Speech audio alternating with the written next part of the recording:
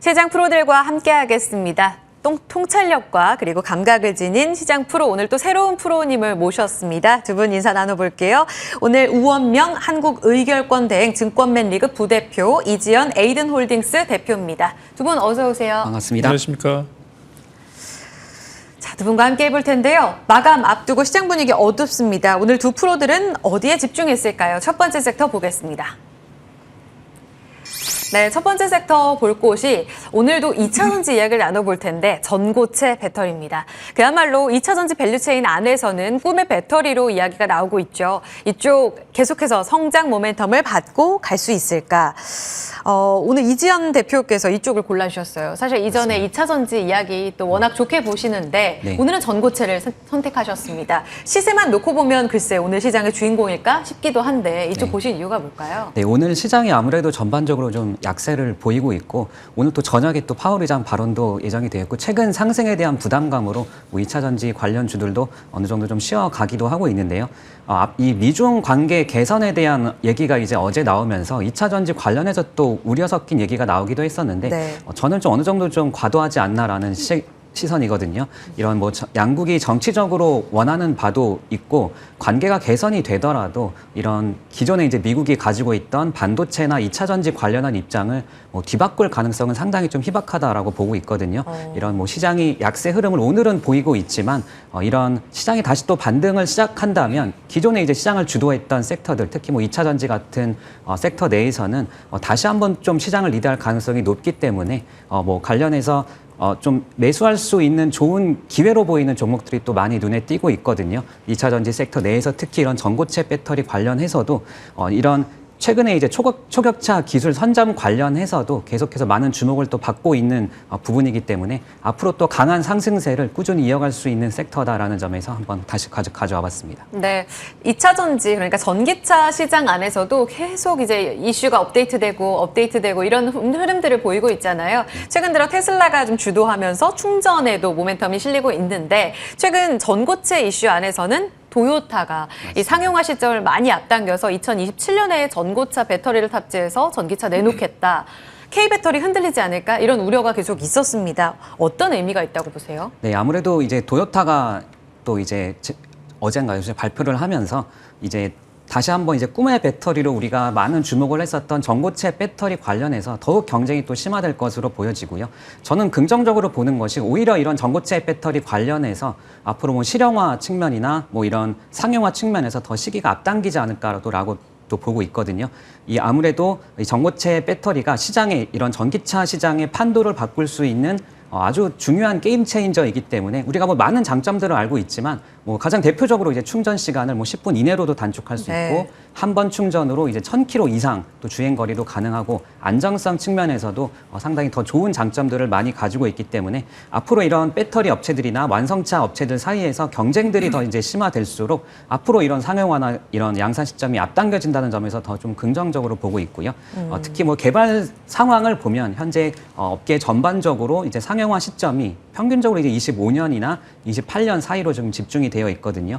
토요타나 삼성 SDI뿐만 아니고 뭐 LG 에너지 솔루션이나 SK 온 같은 이제 배터리 셀 기업들뿐만 아니고 니센이나 이제 BMW 같은 완성차 업체들도 이제 향후 한 2년에서 5년 안에 이런 상용화를 좀 추진한다는 점도 주목해 보시면 좋을 것 같고 지난주에 또 이제 유럽에서 열렸던 인터배터리에서 이제 대만 전고체 배터리 업체였죠. 프롤로지움이 세계 최초로 이제 전고체 배터리도 발표를 했기 때문에 앞으로 이렇게 전고체 배터리 관련해서 초격차 기술을 확보한 기업들은 꾸준하게 좀 주목을 해 보셔야 될 것 같다라고 생각이 들고 다시 이제 2차전지가 예전처럼 다시 또 강한 상승 랠리를 만들어낼 수 있는 부분으로 본다면 이런 전고체 배터리 쪽에서 또 리드를 할 수 있지 않을까 그렇게 기대를 하고 있습니다. 네, 미국 IRA 이슈 단일로만 움직였었던 상반기의 분위기에다가 이제 전고체 배터리가 또 새로운 불을 지피고 있다라는 이야기를 해주시면서 도요타의 승부수에도 이 시장 경쟁이라든지라는 측면에서 긍정적인 포인트를 지금 봐주셨어요. 도요타를 좀 대적할 수 있는 우리 쪽에서 가장 먼저 전고체 배터리 양산을 발표한 삼성 SDI가 있지 않습니까?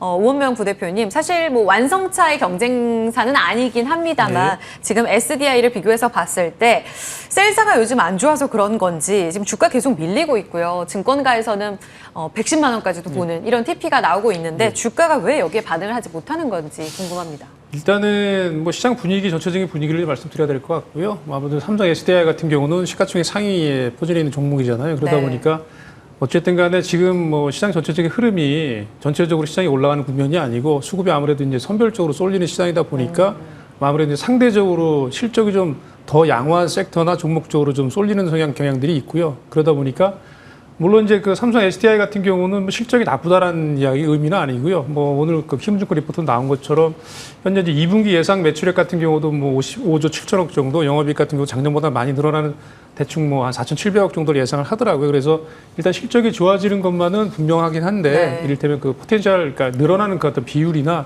이런 성장의 속도가 사실은 뭐 나쁘진 않지만 그렇다고 해서 시장을 굉장히 이렇게 비트할 만큼 그 강하진 않는 그런 흐름이다. 그러다 보니 아무래도 수급적인 측면에서 아무래도 그 삼성 SDI 같은 경우는 뭐 기관 투자가나 외국인들의 수급이 집중적으로 들어와야 이제 주가가 올라가는 그런 패턴 스타일인데 그런 부분에서 조금 한계를 일단은 지금은 좀 갖는 걸로 판단이 되고요.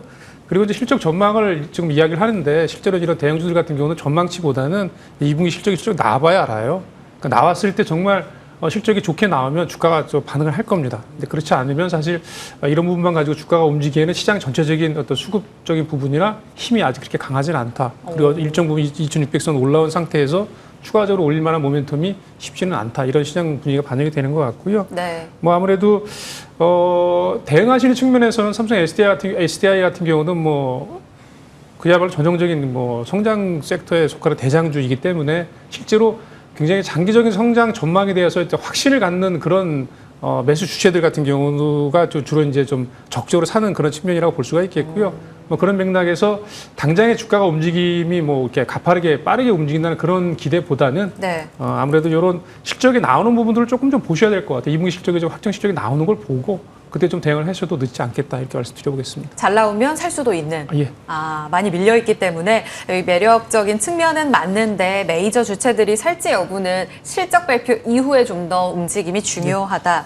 사실 이번에 도요타 이야기도 조금 전에 나눠봤지만 도요타의 승부수를 통해서 이제는 완성차 쪽으로 이제 배터리를 내재화하는 움직임에 주목해야 되는 것 아닐까라는 포인트가 시장의 또 하나의 관심사 아니었습니까? 어제 또 현대차도 전고차 배터리 이야기를 했습니다. 그럼 완성차 쪽으로 이제는 가나요? 배터리의 어떤 성장 모멘텀이 흔들릴 수 있는 거예요, 그 대표님? 저는 그렇지 않다고 뭐 말씀을 드리고 싶고요. 왜냐하면 완성차 업체들이 물론 내재화를 하려는 게 궁극적인 목표이고 그렇게 하려고 할 겁니다. 왜냐하면 좀 비용단이나 비용 측면이나 어쨌든 간에 함께 하면 여러 가지 편리성이나 뭐 그런 부분이 있겠죠. 그래서 완성차 업체들이 뭐 근본적으로는 내재화를 하겠다고 이야기를 하고 이제 말씀하신 대로 도요타 자동차 같은 경우도 그렇게 뭐 가고 있다라고 이제 이야기를 하는 부분이 있는데, 근데 그건 이제 그 완성차 업체들의 희망사항일 수 있겠죠. 하지만 현실적으로는 쉽지 않다라고 저는 개인적으로 판단해요. 왜냐하면 잘 아시는 것처럼 그 전기차 배터리 시장이 사실 개화해가지고 지금까지 온 그 기간을 따져 보면 처음에 이제 전기차 시장 나오고 배터리 쪽 시장이 처음 개화하기 시작한 게 벌써 10년이 넘었어요, 실질적으로. 그래서 요즘 같은 경우에 이제 전기차가 많이 좀 범용화되고 출연하고 하면서 관련돼서 주가들이 이제 많이 움직이는 그런 측면이 있는데 실제로 10년 전부터 이미 시작을 했거든요. 그만큼 시간이 오래 걸렸다는 얘기예요. 그 얘기는 뭐냐면 기술 개발하는 그 어떤 그 흐름, 그러니까 기술 개발을 할 때 그 어떤 어려움이 당연히 있다는 얘기고요. 그렇게 오랜 시간이 필요하고, 그리고 이제 여러 가지 예를 들면 뭐 삼성전자를 예를 들어볼게요. 비교해서 그 삼성전자가 반도체 파운드리 회사라고 이야기를 하는데 그러면 삼성전자가 예를 들면 반도체 관련된 뭐 소재도 만들고 장비도 만들고 뭐 부품까지 다 만들어가지고 같이 한다.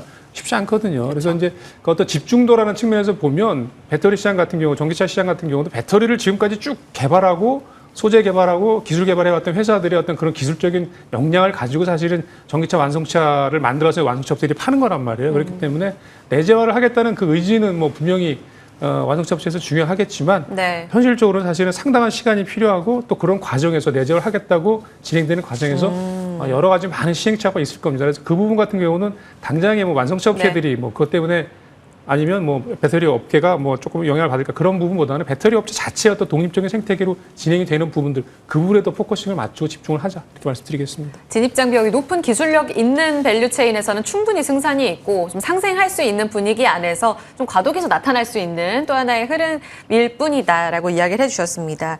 소재 기업 안에서 지금 보면 이수 스페셜티 케미칼 정말 대단했잖아요. 인적 분할 이후에 10배 정도 주가가 뛰어오르면서 급등세를 보이면서 시장 주인공으로 등극을 했는데 지금 이틀째 좀 하락이 나오고 있고요. 함께 올랐던 한농화성, CIS, 레이크 머티리얼즈 다 조정입니다. 지금 전고체 트렌드로 주목받았던 종목들이 개별적으로 흔들리는데 지금이 기회라고 보시는 거예요, 대표님?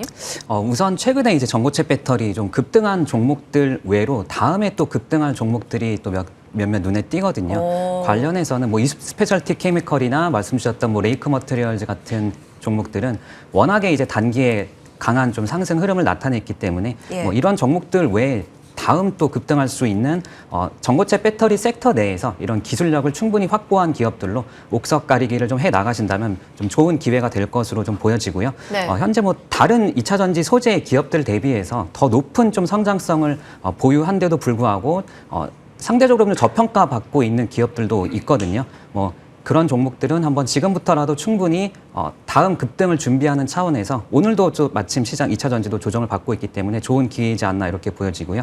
이수 스페셜티 케미컬은 아무래도 단기 워낙에 급등을 많이 했기 때문에 오늘은 이제 투자 위험 종목으로 지정이 되면서 최근에 며칠은 좀 쉬어가는 흐름을 좀 나타내고 있는 것 같습니다. 그러면 이쪽 아니라는 거네요, 탑픽은. 그러면 뉴페로 주신다는 말씀이신데 어떤 종목이에요? 네, 오늘 석경 AT라는 종목을 한번 소개해드릴게요. 오늘 강해요. 네, 오늘 장 초반에 사실 제가 오전에 네. 시초가로 이제 원고를 넘겼었는데 장 초반에 이제 18%까지 급등을 하면서 다른 종목으로 바꾸려고 하다가 마침 또 윗꼬리를 달고 좀 내려온 구간이라서 그대로 석경 AT로 한번 준비를 해봤고요.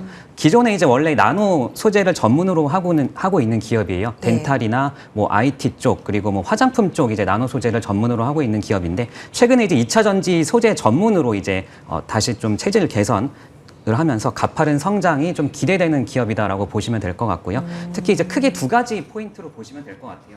이런 전고체 소재 쪽, 전고체 전해질 쪽하고 그리고 TIM 배터리 방열 관련 소재 쪽으로 크게 두 가지 포인트를 보시면 될 것 같은데 현재 계속해서 2차 전지 소재 관련해서 또 캐파도 증설해 나가고 있거든요. 그리고 무엇보다 중요한 게 이제 기존의 전고체 쪽 관련해서 황화물계가 가장 좋았다라고 한다면 이제 석경 AT가 개발한 이제 붕화물계 전고체 소재가 더 높은 장점들을 많이 보유하고 있기 때문에 전도성이나 안전성 그리고 경제성 측면에서 이 붕화물계 쪽이 앞으로 더 좀 좋은 장점들이 부각될 것으로 기대가 되고 있고요. 네. 현재 뭐 관련해서 뭐 특허도 한 6개 정도 보유하면서 자체적으로 원천 기술들을 좀 충분히 확보해 둔 기업이다. 기술력이 충분히 있는 기업이다라고 보시면 될 것 같고요. 특히 TIM 쪽 관련해서도 이제 배터리 안전 관련해서 또 가장 중요성이 부각되고 있는 소재 중에 하나거든요. 그렇지만 이제 수입에 좀 의존을 많이 하고 있어서 국산화에 대한 니즈가 좀 높아지고 있는데 관련해서도 이제 좀 독과점적인 측면에서도 좀 주목을 해보시면 좋을 것 같습니다. 밸류에이션 측면에서 다른 이제 소재 기업들 대비해서 상당히 좀 높은 성장성이 기대됨에도 불구하고 현재 시총이 한 4천억 원 정도밖에 안 되는 상대적으로 저평가 구간으로 보여지거든요. 싸다고요? 예. 네, 오늘 좀 급등을 하긴 했지만 여전히 이제 신고가를 좀 돌파하면서 추후에 계속해서 뭐 시총 1조도 무난해 보이고 사실 뭐 그 이후에 중장기적으로 본다면 뭐 시총 2조 정도까지도 충분히 노려볼 수 있지 않을까 이렇게 보고 있습니다. 그럼 TP 어느 정도까지 보시는 거예요, 여기서? 네, 매수가는 현재 가격 부근 73,000원에서 한 74,000원 부근 매수 가능하실 것 같고요. 목표가로는 1차 목표가로는 이제 85,000원 정도 드리겠고 이후에 이제 돌파를 한다면 10만 원 근처까지도 좀 단기적으로도 충분히 가능하지 않을까 보고 있고요. 손절 라인으로는 이제 6만 원 제시드리겠습니다. 사실 올해 들어서 3배 정도 올랐기 때문에 너무 이 자리 위험하지 않아요? 라고 여쭤보려고 했는데 성장성 대비로는 여전히 지금 싸다 이런 의견을 주시면서 성장성에 높은 점수를 주셨습니다. 석경 AT 앞으로의 흐름 85,000원까지 보겠습니다. 자, 두 번째로 넘어가 볼까요? 프로의 시선이 머문 두 번째 섹터 공개하겠습니다.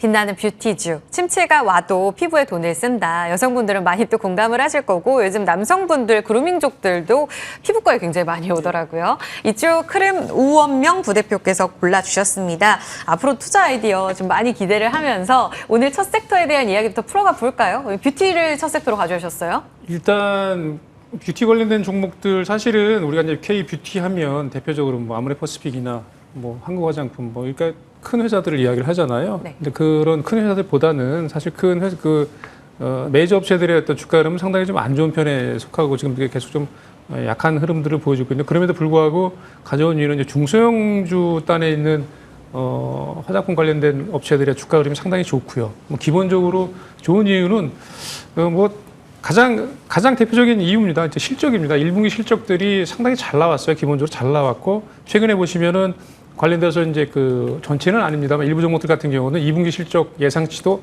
상당히 지금 높아져 있는 상태이기 때문에 제 개인적인 생각으로는 실적들이 잘 나올 걸 예상이 되고 이제 그런 측면에서 말씀드린 거고요. 뭐 아무래도 잘 아시는 것처럼 요즘에 뭐 경기가 좋다라고 이야기하는 분들은 없잖아요. 이제 불황이 조금 더 이어지고 있는데 아무래도 이런 국면에서는 실질적으로 실적이 잘 나오는 기업들에 대해서는 상당히 상대적으로 더 이제 관심이 클 수밖에 그렇죠. 없고 수급이 네. 또 앞서 시장 분위기를 말씀드렸지만 전체적으로 이제 수급이 좀 집중될 수밖에 없는 구조이기 때문에 관련해서 이제 종목들의 어떤 그 흐름들이 네. 탄력되면서 다른 섹터나 종목들보다는 빠질 때도 좀 덜 빠지고 다시 또 반등할 때는 조금 더 강하게 반등할 수 있지 않을까 이런 맥락에서 말씀을 일단 드려보겠습니다. 사실상 다음 질문에 대해서 답을 주셨어요. 대형주는 약하고 중소형주는 왜 이렇게 강할까요? 완전히 다른 극명한 주가 흐름을 보였잖아요. 그 답이 실적이라고 하셨는데 네, 이 분위기가 맞습니다. 계속 지속된다고 보시는 거네요. 일단은 그 중소형 단에 있는 종목들 같은 경우는 개별적으로 상당히 그 시장 내에서 이제 그 포텐셜이라고 할까요? 특정 분야에서 네. 상당히 좀 강세를 좀 보이는 부분이 있어요. 그래서 최근에 보시면은 뭐 아무래도 이제 그 예를 들면 CNC 인터내셔널 같은 경우나 마녀공장, 실리콘투, 클리오 이런 종목들이 해당이 되는데요. 관련해서는 역시 뭐 아무래도 조금 더 실적 측면에서 조금 더 부각될 가능성이 있다라 판단이 되고 뭐 최근에 들어서 보시면 이제 시가총액이 점점 더 커지는 그런 흐름들로 주가가 이어지고 있거든요. 그래서 예. 이 부분 같은 경우는 2분기 실적이 나오면 주가 올라온 부분에 대한 어떤 그 기대치를 일정 부분 만족을 시킬 걸로 예상이 됩니다. 그래서 그 부분 같은 경우는 지금까지 올라온 부분이 실적으로 커버가 될 거고 향후에 또 더 올라가는 측면에서는 주가가 또 재차 반등이 나오는 이런 국면으로 이어질 가능성이 상당히 높다 이렇게 말씀드려보겠습니다. 센 쪽이 계속 셀 거다. 대형주가 정말 이 변곡점을 못 만들어낼까에 대한 궁금증도 있습니다. 어제만 하더라도 미중 간의 화해 무드가 조성이 되면서 이제 분위기 반전인가 싶기도 했습니다. 단기간 좀 올라왔는데 예전만큼 중국발 모멘텀이 크진 않잖아요. 그리고 이제 비중국 쪽으로도 많이 이제 비중을 높였고 그럼에도 불구하고 플러스 알파로 중국에 대한 기대감 대형 화장품주가 갖고 있다고 보세요? 네, 어제 중국의 경기 부양책 관련해서는 어느 정도 좀 실망하는 시선도 많이 있었는데요. 예. 이제 중국의 리오프닝이 좀 가시화될수록 좀 수혜를 기대할 수 있는 업종 화장품 쪽도 여전히 좀 좋지 않을까라는 특히 2분기를 이제 기점으로 계속해서 좀 이런 기대감은 높여볼 수 있을 것 같고요. 여전히 국내 소비재 실적 상당 부분이 중국 쪽이거든요. 줄었다고는 하지만 그래도 화장품 관련해서도 전반적으로 이제 평균적으로 한 30% 정도가 중국 쪽 매출이기 때문에 또 방향성 측면이나 뭐 규모 측면에서 여전히 좀 모멘텀을 유효하지 않을까라고 보고 있고요. 특히 이런 중국 소비재 관련 수혜 기업들은 앞으로 이런 리오프닝 기저효과 측면이나 뭐 이런 시장 정상화 측면에서 단기적으로든 중장기적으로도 한번 기대를 해볼 수 있을 것 같고요. 네. 이 기업별 수혜 강도는 좀 파악해야 되겠지만 전반적으로 이제 하반기쯤에는 실적 턴어라운드가 기대가 되기 때문에 좀 전반적으로는 긍정적으로 보고 있습니다. 그래요? 그러면 우리 우현명 부대표님은 중소형주 가는 쪽이 더 강하다고 하셨잖아요. 중국 모멘텀 안고 있는 그러니까 어느 정도의 매출 비중 익스포저가 있는 대형 화장품주들도 중국발 모멘텀 받으면 간다는 말씀이에요? 맞습니다. 네, 중소형주, 대형주 전반적으로 좀 실적 턴어라운드 측면에서는 다 같이 좀 모멘텀은 좋지 않을까라고 보고 있습니다. 물론 저도 이제 가벼운 종목들을 더 선호하기는 하지만 그래요? 방향성 측면에서는 같이 예. 가지 않을까 이렇게 그렇군요. 전망하고 있습니다. 알겠습니다. 브랜드 시장의 진입 장벽이 많이 좀 낮아지고 있습니다. 저만 하더라도 이제 대형 브랜드보다는 중소형으로 이제 올리브영 같은 이런 대표적인 경우죠. 예. 예, 그렇죠. 통해서. 요즘 그런 채널로 많이 여성분들이 가거든요. 거기서 가성비 좋은 제품들도 많고 그러다 보니 화장품 브랜드보다는 또 OEM 쪽으로 실적이 잘 나오는 이런 흐름들이 주가에도 나오지 않습니까? 하나만 선택한다면 가는 쪽이 더 간다. OEM 쪽으로 그럼 손 들어주시나요? 그럼요. OEM, ODM을 전문적으로 하는 업체들 중심으로 해서 주가가 좀 더 강할 가능성이 높고요. 네. 이유는 아무래도 트렌드가 워낙 빠르잖아요. 그러니까 빠른 트렌드에 변화하고 그다음에 이제 신제품 개발할 때 그런 부분에 맞춰 신속하게 대응할 수 있는 능력이 아무래도 이제 OEM 업체들이 아무래도 이제 신속성이 우위에 있다고 판단이 되고요. 특히 이제 말씀해 주신 대로 올리브영 같은 그 채널을 통해 가지고 젊은 분들은 사실 요즘에 화장품 사러 화장품 가게 안 갑니다. 올리브영을 가지. 맞아요. 그렇기 로드숍 때문에 다 사라졌어요. 예, 로드숍들이 거의 다 지금 네. 없어지고 있는 상태거든요. 그래서 맞아요. 뭐 이런 채널을 통해 가지고 이제 특정 분야에서 예를 들면은 그 만용공장 같은 경우는 퓨어 클렌징 오일 같은 부분이 상당히 그 빅히트 아이템으로 이제 판매가 되고 있잖아요. 맞아요. 관련해서 이런 식으로 어떤 특정한 분야에서 상당히 그 두각을 나타내는 그런 제품들을 만들어내고 있기 때문에 이런 부분들이 전체적인 실적 부분을 상당히 견인하는 부분들. 근데 해외 쪽에서도 특히 일본 시장에서의 어떤 성장세, 그다음에 이제 북미 시장에서의 어떤 성장 이런 부분들이 ODM, OEM 업체들이 이제 끌고 나가고 있거든요. 이제 그런 맥락에서 실적 개선되는 부분들은 ODM, OEM 업체들이 훨씬 더 양호할 가능성이 높다 이렇게 말씀드리겠습니다. 빙그루들의 뭐 CNC, 아이패밀리 SC 이쪽에 계속 손 들어주시는 거네요. 어느 정도 탑픽이 좀 좁혀지는 것 같죠.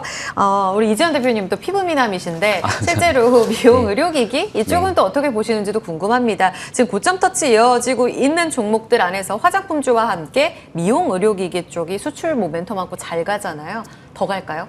네, 현재 뭐 신고가 모멘텀 측면에서도 좀 유효한 것으로 보여지고요. 그리고 수출 또 실적 측면에서도 계속해서 좀 모멘텀을 기대해 볼 수 있을 것 같아요. 추세가 꺾이기 전까지는 최근에 뭐 국내 시장도 그렇고 뭐 미국 시장도 그렇고 최근에 이제 가는 종목들이 계속해서 신고가를 만들어 나가기 때문에 어느 정도 뭐 제이시스 메디컬이나 뭐 이루다 같은 종목들 오늘 뭐 클래시스는 좀 하락세를 보이고 있는데 관련한 종목들은 어느 정도는 조정이 좀 매수 기회이지 않을까. 기보유자분들에게는 더 좋은 기회가 될 것으로 좀 보여지고요. 앞으로 이런 높은 영업이익률 이나 뭐 매출 성장률 측면에서 봤을 때 계속해서 네. 긍정적인 데이터들이 나와주고 있거든요. 여전히 좀 저평가 쪽에 조금은 더 가깝지 않나라고 좀 보여지고 밸류에이션 측면에서 추가적으로 좀 재평가를 한번 기대해 볼 수 있는 쪽으로 보고 있고 다만 이제 루트로닉 같은 경우에는 이제 한행 컴퍼니에서 이제 그 매각이 됐죠. 그래서 이제 앞으로는 이런 국내 의료기기 업체들 관련해서 국내에서 계속 M&A 일정들이 좀 이어지지 않을까라고 보여지는데 루트로닉 같은 경우에는 이제 현재 매수하시기에는 좀 늦은 감이 당연히 있을 것 같고요. 이제 네. 1조 원 가량 규모로 이제 매각을 진행이 되면서 자회사로 편입된 이후에 이제 자발적 상장 폐지까지 이어질 것으로 그렇게 스케줄이 예상이 되기 때문에 루트로닉 외 다른 의료기기 관련 종목들은 한번 조정이 좀 어느 정도는 비중 조절하시면서 접근해 보셔도 좋을 것 같다 이렇게 말씀드리겠습니다. 수익권에서 일부 챙기고 계속 리밸류에이션 되는 흐름을 수출과 함께 체크하자 하셨습니다. 우리 우영명 대표님 탑픽 궁금합니다. 어디에 올라타야 할지 신고가 종목 중에 주시지 않을까 싶기도 하고요. 아무래도 좀 올라오는 종목 중에 선택을 해봤고요. 예. 앞서 말씀드린 CNC 인터내셔널이라는 종목을 좀 말씀드리려고 합니다. 오늘 같은 경우 사실 보고서가 나오면서 장중에 이제 9%까지 올라서 신고가를 갔다가 좀 윗꼬리를 달고 조금 밀려 내려가는 그런 흐름이거든요. 이게 상승폭을 좀 반납을 한 상태인데 여기서 내용을 좀 말씀드리면 어쨌든 간에 말씀드린 어떤 실적 부분에서 상당히 그 두각을 나타내는 실적이 나올 거다 예상을 하고요. 2분기 매출액 같은 경우는 예상치이긴 합니다만 매출액이 508억 정도 예상을 하는데요. 작년보다 대략 65% 많이 늘어나는 수치로 예상이 됩니다. 영업이익 같은 경우는 87억 정도, 작년보다 뭐 160% 상당히 많이 늘어난 걸로 나옵니다. 그래서 뭐 분기별로 계속해서 이렇게 늘어날 가능성은 사실 뭐 그걸 기대하면 더 좋겠지만 어쨌든 간에 2분기 실적 기대감이 상당히 높다. 그래서 이 부분이 지금까지는 주가에 좀 반영이 된 걸로 판단이 되고요. 연간으로 봤을 때 예상치이긴 합니다만 연간 매출액이 1,893억에 영업이익 같은 경우는 대략 270억 정도 예상을 하거든요. 지금 시가총액이 많이 올라왔다고 하더라도 4,800억 정도 수준이거든요. 그래서 영업이익 규모를 따져본다면 물론 이제 순이익단에 조금 내려갈 수도 있겠지만 어쨌든 간에 PER 기준으로 지금 현재 한 20배 정도를 조금 못 받을 수도 있다 이렇게 가격이 좀 예상이 돼요. 그래서 저는 개인적으로 실질적으로 뭐 어느 시장이나 마찬가지지만 상당히 성장률이 높은 종목들 같은 경우는 대략 미국 시장 같은 경우도 마찬가지고 연매출 성장률이 30% 정도를 넘어갈 때 대략 PER을 30배 이상을 주거든요. 그래서 관련돼서 본다면 시장 흐름도 마찬가지고 이제 그 실적이 좋아지는 섹터 종목 중에 조금 더 베팅을 좀 크게 하는 그런 수급들이 들어올 가능성이 높다고 판단이 되고 물론 이제 가격적인 측면에서 그동안 좀 많이 올랐기 때문에 조금 조정을 받을 수도 있겠죠. 그래서 일단은 목표 가격을 대략 20배 조금 넘어가는 수준 해서 6만 원 정도 일단 말씀드려보겠고요. 손절 가격은 4만 5천 원 놓고 대응을 해보시자. 대응하시는 부분에 있어서는 저는 뭐 조금 중장기적으로 사서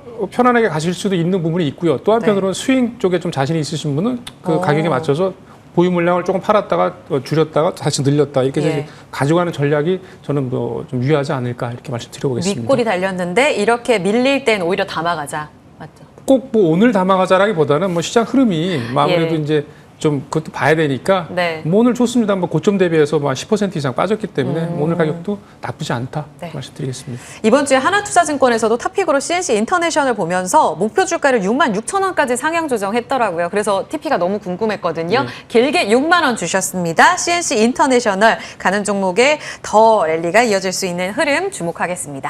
프로의 시선 마무리할게요. 이지현 에이든홀딩스 대표, 우원명 한국의결권대행 부대표 함께했습니다. 고맙습니다. 감사합니다.